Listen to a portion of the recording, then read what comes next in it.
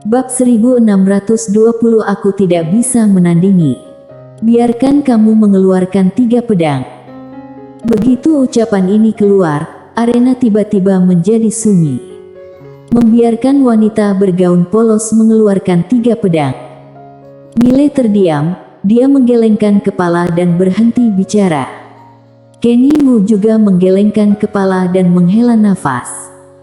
Di langit, ketua klan Wu menatap dingin ke arah wanita bergaun polos. Bukannya kamu sangat pandai bertarung? Sekarang gunakan pedangmu.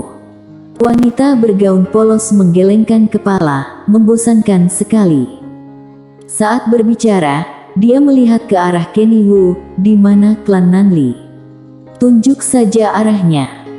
Kenny Wu ragu-ragu sejenak, lalu menunjuk ke kanan. Pergilah ke Star Territory Nanli, jaraknya ribuan mil.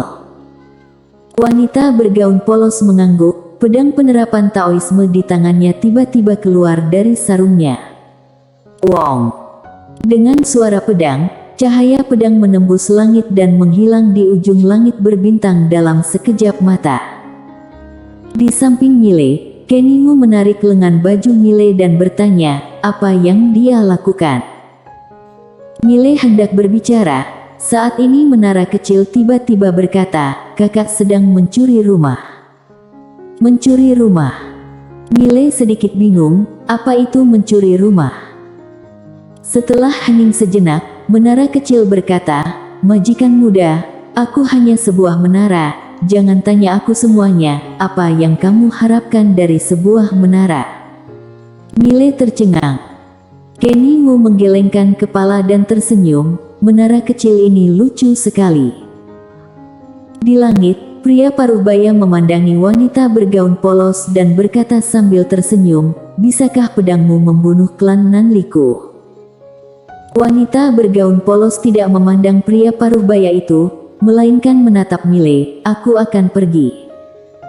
Miley ragu-ragu sejenak, lalu berkata, mencari aturan hukum alam semesta. Wanita bergaun polos itu mengangguk, hanya salah satunya. Aku masih harus menemukan orang yang barusan membunuh seseorang di depanku. Miley memikirkannya, lalu berkata, baik. Wanita bergaun polos berjalan di depan Miley, dia menepuk bahu Miley dengan ringan, dan berkata dengan lembut, saat aturan hukum alam semesta muncul, aku akan muncul, kamu harus berhati-hati. Miley tersenyum dan berkata, Lydia, kamu juga. Wanita bergaun polos mengangguk, dia hendak pergi, tetapi pada saat ini, pria parubaya itu tiba-tiba tersenyum dan berkata, pergi. Sudahkah kamu bertanya padaku? Wanita bergaun polos melirik pria parubaya itu, kenapa kamu tidak berbalik dan melihat? Pria parubaya itu hendak berbicara. Saat ini seorang pria tua tiba-tiba muncul di depan pria parubaya itu, dan pria parubaya itu dengan gemetar berkata, ketua klan. Klan Nanli hilang. Klan Nanli hilang. Pria parubaya itu sedikit mengernyit, apa yang hilang?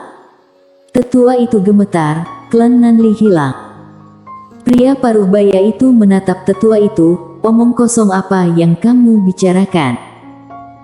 Wajah tetua itu pucat, barusan, pedang tiba-tiba memasuki dunia Nanli, kemudian seluruh dunia Nanli menghilang. Mendengar ini, pria parubaya itu tercengang, lalu dengan marah berkata, bagaimana mungkin? Tetua itu ketakutan, ini benar. Pedang itu memasuki dunia Nanli, kemudian seluruh dunia Nanli. Pria parubaya itu tiba-tiba melihat wanita bergaun polos di bawah, itu kamu. Wanita bergaun polos berjalan perlahan ke arah pria parubaya itu, iya aku. Pria parubaya itu berkata dengan galak, kamu membunuh begitu banyak makhluk dengan satu pedang, apakah kamu tidak takut hukum karma? Wanita bergaun polos memandang pria parubaya itu, apakah ini masalah yang harus kamu khawatirkan sekarang? Mendengar ini, wajah pria parubaya itu langsung memucat. Benar. Apakah ini masalah yang harus dia khawatirkan sekarang? Bukankah sekarang harusnya khawatir tentang hidup dan matinya sendiri? Di sisi lain, ketua klan Wu juga terpana saat ini. Klan Nanli hilang begitu saja. Saat ini, tangan ketua klan Wu bergetar. Dia tahu dirinya sangat meremehkan wanita di depannya. Saat ini, wanita bergaun polos sudah berjalan di depan pria parubaya. Dia memandangi pria parubaya dan pria parubaya menatap wanita bergaun polos. Telapak tangannya terbuka, sebuah jimat emas muncul di tangannya. Apakah kamu tahu benda apa ini? Wanita bergaun polos memandang pria parubaya itu, panggil orang. Ekspresi pria parubaya itu menjadi ganas. Ini adalah jimat aturan hukum. Menggunakan ini bisa memanggil aturan hukum alam semesta. Wanita, sekuat apapun kamu, apakah kamu lebih kuat dari aturan hukum alam semesta? Setelah suara itu turun, dia merentangkan telapak tangannya, jimat aturan hukum langsung berubah menjadi cahaya emas dan menghilang di ujung langit berbintang. Wanita bergaun polos memandang ke langit berbintang yang dalam. Di kedalaman langit berbintang tiba-tiba bergetar. Saat berikutnya, aura yang kuat menyapu. Seluruh langit berbintang mendidih. Lambat laun, sebuah bayangan ilusi muncul di kedalaman langit berbintang. Melihat pemandangan ini, Mile berkedip, aturan hukum apa ini? Aturan hukum alam semesta. Saat melihat aturan hukum alam semesta, pria parubaya itu langsung diliputi kegembiraan, langsung membungkuk dalam-dalam, selamat datang aturan hukum alam semesta. Saat mengatakan itu, dia berlutut perlahan. Tetua di sampingnya juga sangat bersemangat, dia langsung berlutut dan bersujud. Di sisi lain, ketua klan Wu ragu-ragu sejenak, lalu perlahan berlutut, seolah-olah dia telah menemukan sesuatu. Dia melihat Kenny Wu, dan berkata dengan marah, berlututlah. Kenny Wu melirik ketua klan Wu dengan ekspresi dingin dan tidak berbicara. Melihat Kenny Wu cuek, ketua klan Wu menatap Kenny Wu dengan dingin, kamu akan menyesal. Saat berbicara, dia melihat bayangan ilusi jauh di langit berbintang. Pada saat itu, wanita bergaun polos itu juga sedang melihat bayangan ilusi. Dan di langit berbintang, bayangan ilusi menatap langsung ke arah wanita bergaun polos. Setelah hening sejenak, dia langsung menjadi ilusi dan menghilang dalam sekejap mata. Pada saat yang sama, aura yang kuat itu menghilang sesaat, seluruh langit berbintang kembali tenang. Setelah mengkonfirmasi dengan tatapan, orang ini tidak boleh diganggu. Hilang. Di arena, ketua klan Nanli bertiga tercengang. Hilang. Wanita bergaun polos memalingkan muka dan menggelengkan kepalanya. Itu bukan tubuh utama, sayang sekali. Saat berbicara, dia melihat ke arah ketua klan Nanli, kamu tidak berguna lagi. Saat suara itu jatuh, sebilah pedang menembus langsung ke dahinya. Puff. Percikan darah. Dia bahkan tidak memiliki kekuatan untuk melawan. Melihat pemandangan ini, ketua klan Wu kaget setengah mati. Saat ini, kepalanya jernih. Kenapa aturan hukum alam semesta pergi? Hanya ada satu penjelasan. Itu berarti tidak bisa mengalahkan wanita di depannya. Siapa wanita di depan ini? Bahkan aturan hukum alam semesta melarikan diri tanpa perlawanan. Tamatlah. Ini adalah satu-satunya pemikiran di kepala ketua Wu saat ini. Di depan wanita bergaun polos, ketua klan Nanli menatap wanita bergaun polos, siapa kamu? Wanita bergaun polos tidak menjawabnya, melainkan menoleh ke arah Mile, aku akan pergi. Mile mengangguk, baik. Wanita bergaun polos mengangguk sedikit, dia hendak pergi. Pada saat ini, dia sepertinya memikirkan sesuatu, menoleh ke arah Kenny Wu, di mana klan Wu? Arah. Di mana klan Wu? Ekspresi Kenny Wu membeku. Di samping, wajah ketua klan Wu berubah sesaat, dia langsung membungkuk dalam-dalam kepada wanita bergaun polos. "Senior, klan Wu sudah menyinggung kamu sebelumnya. Mohon senior berwelas asih, ampuni klan Wu." Wanita bergaun polos memandang Mile, "Bunuh tidak. Bunuh tidak." Mendengar ini, ketua klan Wu segera menoleh, memberi hormat kepada Mile. "Nak, aku atas nama klan Wu menyetujui pernikahan kamu dan Kenny. Mulai sekarang, kamu adalah anggota klan Wu, kita adalah keluarga." Mile tidak bisa berkata apa-apa, pria ini sangat tidak tahu malu. Kenny Wu menggelengkan kepalanya sedikit, dia menatap Mile, "Ayo pergi." Mile mengangguk, dia melihat ke arah wanita bergaun polos, "Lydia, ayo pergi."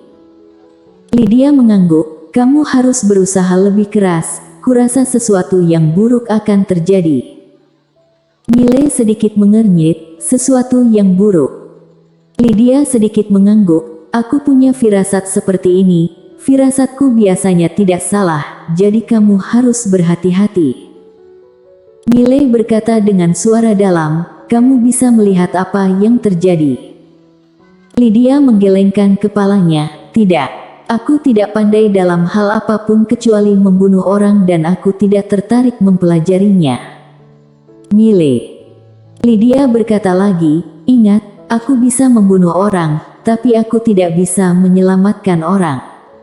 Jika kamu dibunuh, aku tidak bisa menyelamatkanmu." Mile mengangguk, "Aku mengerti. Aku akan bekerja keras." Lydia sedikit mengangguk dan hendak pergi. Saat ini Mile tiba-tiba berkata, "Kamu tahu di dalam tubuhku." Sebelumnya, dia terkadang merasa bahwa dia bukan dirinya sendiri, dan perasaan itu membuat dia sedikit bingung. Dia sekarang yakin bahwa di dalam tubuhnya adalah pendiri Aula Dewa Alam Semesta dan kekuatan pihak lawan pasti lebih kuat darinya. Yang paling dia khawatirkan adalah dia didominasi oleh pihak lawan. Lydia tiba-tiba berkata, "Jangan khawatir, meskipun dia telah mempengaruhimu, kamu tidak akan menjadi dia." Mile sedikit bingung, "Mengapa?" Lydia memandang Mile, "Karena dia tidak berani bangun. Jika dia berani bangun, aku akan membunuhnya." "Mile." Lydia berkata lagi, "Kamu bisa mengambil semua manfaat yang dia tinggalkan, termasuk semua tujuan dan takdirnya yang baik, kamu dapat mewarisi." Setelah berbicara, dia berhenti, lalu berkata, "Kamu bisa memahaminya seperti ini, kalian adalah satu tubuh, tetapi dia tidak bisa mendominasi kamu, dan kamu tidak bisa menjadi dia, tetapi kamu bisa mendominasi dia dan membiarkan dia menjadi kamu. Mengerti?" Mendengar ini, Mile berkedip sedikit. Bukankah ini bisa dibilang dia bisa melahap guru Dewa Aula Dewa Alam Semesta itu?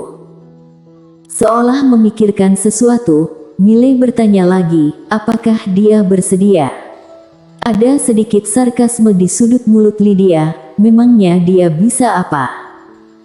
Setelah berbicara, dia langsung berubah menjadi cahaya pedang dan menghilang ke langit. Mile melihat ke kedalaman langit berbintang, tidak tahu apa yang dia pikirkan. Pada saat ini, ketua klan Wu di samping menghela nafas lega. Jika wanita itu di sini, dia merasa seolah-olah akan mati lemas.